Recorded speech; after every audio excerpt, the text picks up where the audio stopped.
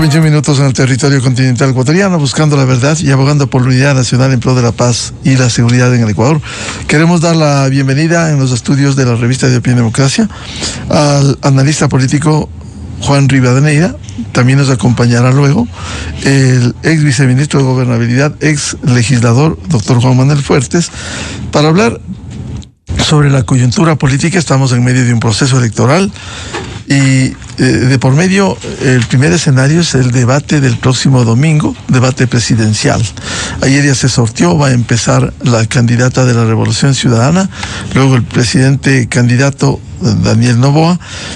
¿Cómo ve este panorama, Juan Rivadeneira? Muy buen día. Gracias, Miguel. Gracias por la invitación. Un saludo a todos quienes siguen la señal de Radio Democracia esta mañana. Bien. La política tiene elementos fundamentales y uno de esos es el tiempo. Y me parece a mí que van a haber tres etapas claras antes del debate, durante el debate y después del debate. ¿Qué significa esto? Todo lo que está ocurriendo estos días y lo que va a ocurrir estos días va a determinar en buena parte cómo llegan los candidatos al día domingo a las 8 de la noche.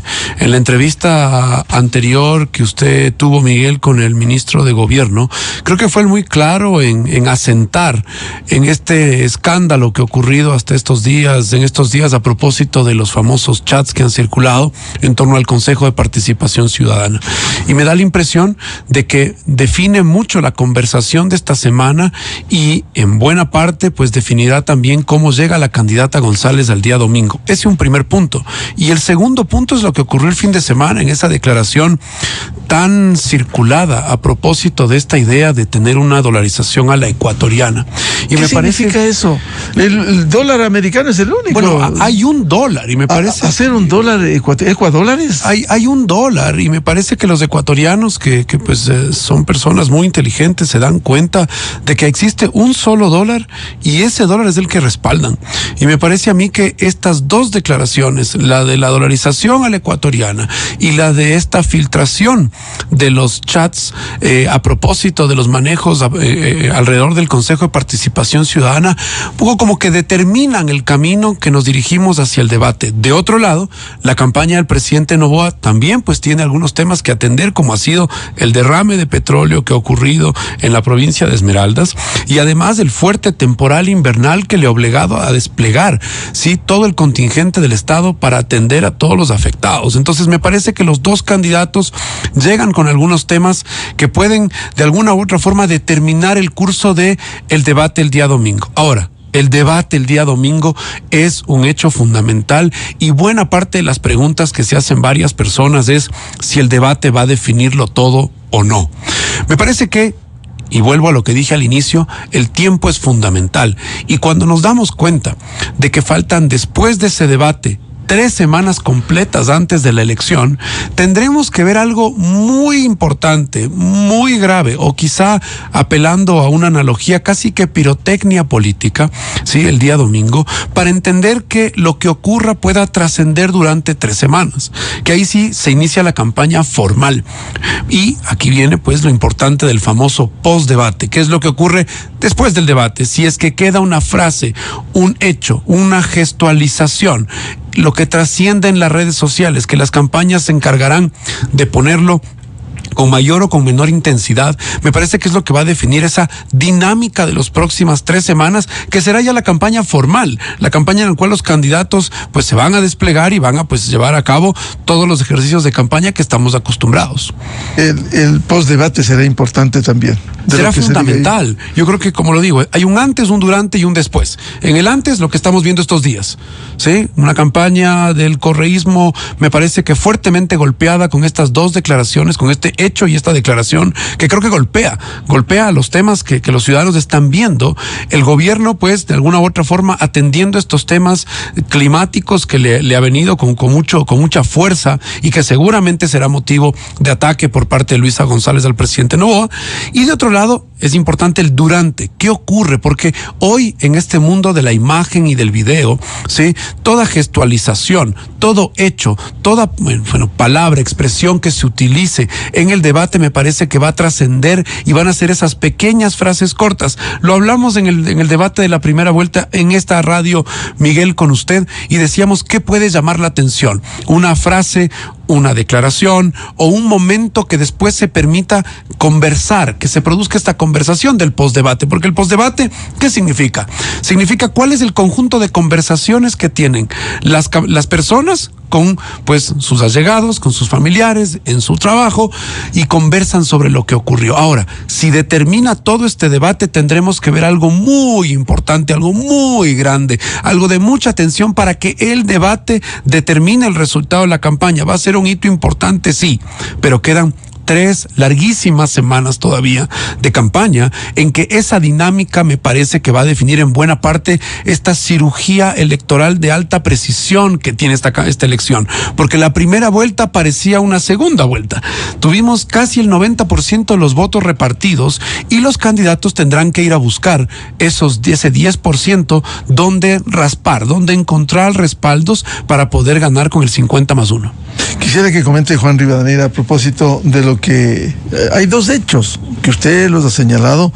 Un hecho de la parte económica, los ecuadólares, que no es ningún invento, ningún fake news, es un testimonio de unas de las asambleístas de la Revolución Ciudadana, 2, que son Paola Cabezas y Gisela Garzón, y el otro son la desmaterialización del contenido del celular de Augusto Verduga. No es ningún invento. Por favor, si ponemos lo que dijo Paola Cabezas en el programa Políticamente Correcto de Carlos Rojas en Ecuavisa.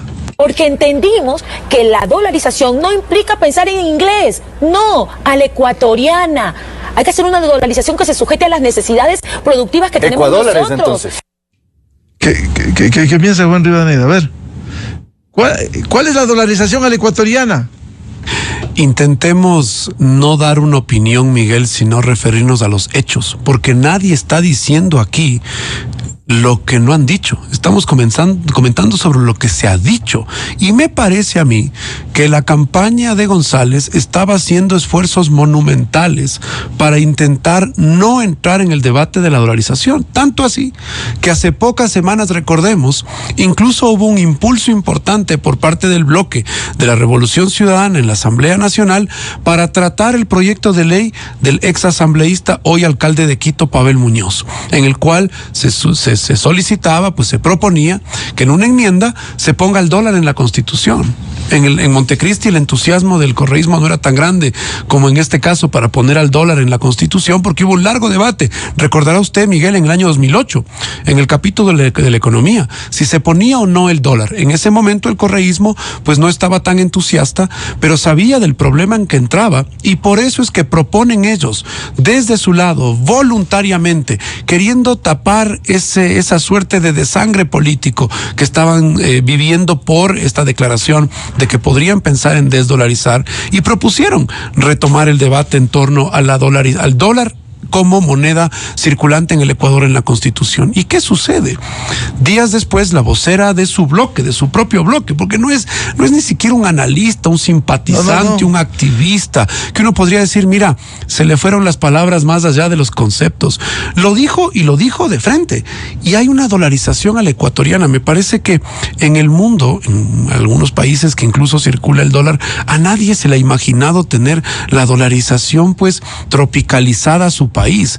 El dólar es uno solo, y me parece a mí que más del 96% de ecuatorianos, que son los que respaldan la dolarización, se dan cuenta de que el dólar es únicamente uno y no quieren que muevan esa moneda. Recordemos incluso el correísmo, los esfuerzos que en su momento también tenía cuando fueron poder respecto al mantenimiento del sistema monetario. No lo cambiaron porque me parece que entraron en razón de que la gente pues tenía una preocupación respecto a eso. Y lo que aparece esta semana, previo al debate y que aparece en todo lado, es una declaración que lo que invoca es una suerte de tropicalización de la dolarización. ¿Y eso no asusta al país? Pero por supuesto, Miguel, además de que han hecho un esfuerzo, me parece, muchos de ellos de la Revolución Ciudadana, para hoy en Diario Expreso podemos ver un largo artículo respecto a varios asesores económicos cercanos diciendo que eso no estaba en el paquete de ideas. Y un asambleísta que tiene pues la autoridad de ser parte del bloque de la Revolución Ciudadana,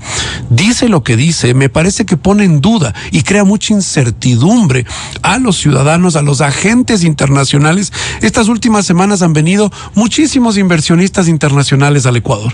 ¿Quién va a coger los dólares ecuatorianos? Gisela Garzón, la asambleísta también de la Revolución Ciudadana, dijo en Políticamente Correcto, aludió a la circulación de monedas fraccionarias del dólar propias del Ecuador. ¿Cuál es el problema? Dijo los otros de personajes como Eloy Alfaro, Tránsito Maguaña, Matilde Hidalgo. La pregunta es, Juan, ¿estas monedas sirven si uno va a Ipiales o a Piura? Aquí nomás, a Ipiales. ¿Le cogerán eso o le cogen un cuarter o 50 centavos de dólar, el auténtico americano? Es que aparte hay una suerte por intentar comunicar algo, me parece que dejan los flancos abiertos. En Ecuador tenemos moneda fraccionaria, ¿sí?, que se decidió cuando el Ecuador se dolarizó por un tema de gestionar el circulante y en especial el cambio, Miguel, el famoso vuelto que se necesita para las transacciones menores. Y se emitieron pues unas monedas que sirven solo en Ecuador para efectos del cambio y del vuelto. Pero lo grueso, lo más grande, cerca del 100%, si no es el 99,9% del dinero que se utiliza, es precisamente el dólar americano, el que se emite por la Reserva Federal, en el cual el Ecuador tiene que sustituir billetes viejos por billetes nuevos y tener billetes que son el dólar de Estados Unidos de Norteamérica que le ha dado al Ecuador, que quizás ha sido la política económica más importante que se ha tomado los últimos 50 años en el país, porque controló la inflación, recordemos, Miguel, permitió que la gente tenga una suerte de pronóstico sobre si su moneda va a valer lo mismo para o comprar muy una parecido. casa, comprar un vehículo, correcto. Entonces crean incertidumbre y me parece que cuando una elección está tan pegada, cuando aparentemente esto está en el margen, este tipo de declaraciones lo que producen son pues muchos movimientos en los electores y creo que va a ser un motivo de conversación por buena parte de la campaña. Pero es curioso, Miguel, ni siquiera es porque se ha provocado por la campaña que está de adversaria, es del propio lado. Entonces la gran pregunta es, ¿qué mismo piensa ese sector político respecto de la dolarización? Bueno, le comprometo a Juan Rivadeneira a hablar luego del debate, en ese post-debate que será importante. Saludamos al ex legislador, ex viceministro de Gobernabilidad, Juan Manuel Fuertes. ¿Qué piensa usted de este ambiente previo al debate con estas consideraciones, con estos hechos, como ha sido el escándalo por los chats del Consejo de Participación Ciudadana y lo otro, lo de Ecuadólares? Partiendo de una circunstancia, leer, quizás esto no genera repugnancia cuando el consejero Augusto Verduga dice en los chats internos, hay que agarrar lo que hay, lo que podamos de la superintendencia de bancos. ¿Qué es esto? Buen día a Juan Manuel Fuertes. Buen día, Miguel, un gusto compartir con Juan Rivadeneira, mi saludo también a la audiencia. Yo utilizaría aquí el título de un libro que escribieron Osvaldo Hurtado y Hernán Salgado, que es Dos mundos superpuestos. Y me parece que en este escenario electoral perviven dos capas del electorado que tienen visiones, intereses y preocupaciones distintas. Sin lugar a dudas, para un segmento de la población, probablemente o seguramente el minoritario, este tipo de temáticas que están vinculados con las disputas del poder, indudablemente generan atención. Pero para la gran masa de electores es también innegable que las motivaciones son diferentes, que las preocupaciones más bien son de la sobrevivencia en el día a día, y en consecuencia, estas escaramuzas en las disputas del poder no son precisamente temáticas a las que le prestan mucha atención. Claro, por otro lado, Juan Manuel, ¿cuáles serían los temas del debate, que es lo que queremos profundizar, el debate presidencial de este domingo? ¿Pudieran ser estos temas? ¿Qué otros temas? ¿Cómo pudiera tapar la atención de esto? A ver, es innegable que desde el punto de vista mediático, lo que ha acontecido esta semana con el develamiento de estos chats, de todo su contenido, que por lo demás, Miguel, no es que descubre nada nuevo. Simplemente ratifica aquello que algunos al menos sabíamos a ciencia cierta que ha venido aconteciendo desde siempre en ese Consejo de Participación Ciudadana. Pero digo, para esa inmensa capa de sufragantes que tiene el padrón, las preocupaciones más bien son del día a día, de la seguridad, del empleo, de ese tipo de situaciones. Me imagino, por ejemplo, cuál será la condición de preocupación de la gente en Esmeraldas como consecuencia de este derrame petrolero, lo que está aconteciendo en muchos lugares con los efectos de este invierno.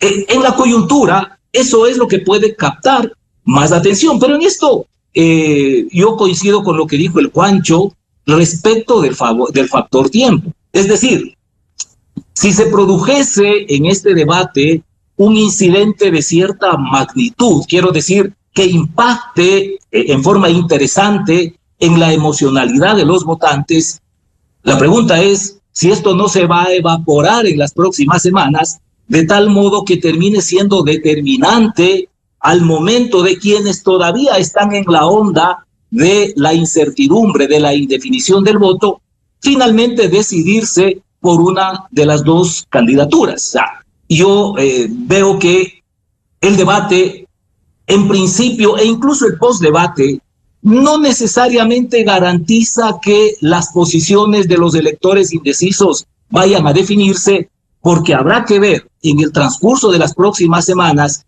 qué acontece fundamentalmente, como digo, con este tipo de problemas que está soportando la ciudadanía y en el orden de la estrategia comunicacional electoral.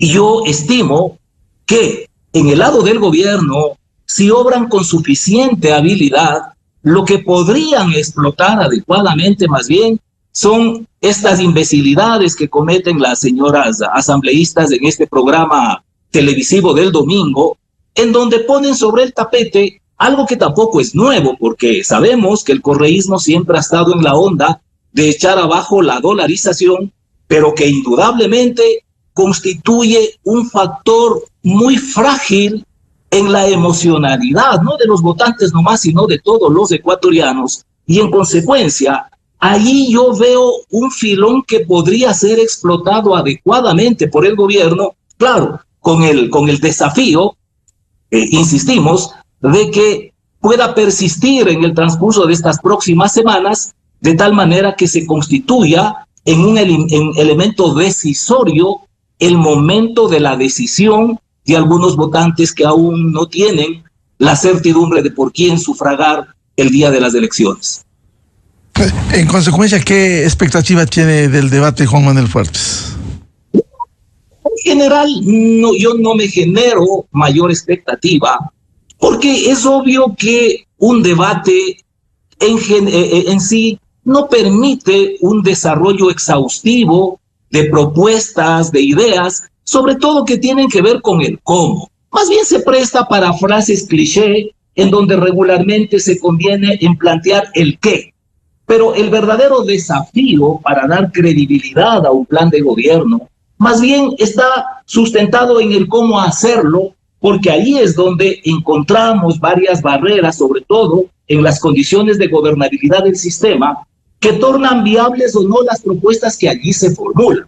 Pero el propósito para los candidatos que participan en un debate no es de convencer reflexivamente a la audiencia, sino más bien de impactar en las emociones para que a partir de ese mensaje emocionalmente sea factible que quienes escuchan y ven terminen decidiéndose desde la adhesión finalmente a votar a su favor el día de los comicios. Bien, muchas gracias a Juan Rivadeneira y al ex legislador Juan Manuel Fuertes por este análisis, y les comprometemos a volver a hablar sobre lo que pudiera ser este debate el próximo domingo entre los dos finalistas. Juan, muy amable, y a Juan Manuel Fuertes también. Encantado, Miguel. Muchas gracias. 8:40 minutos en el territorio continental ecuatoriano. Vamos a una pausa y ya volvemos. Diálogo previsto con el economista Alberto Acosta Borneo, de análisis semanal precisamente sobre la ecuadolarización en el país. Desde 1984 con Gonzalo Rosero. La revista de opinión Democracia. Siempre líderes, siempre confiables. Enseguida regresa Miguel Rivadeneira.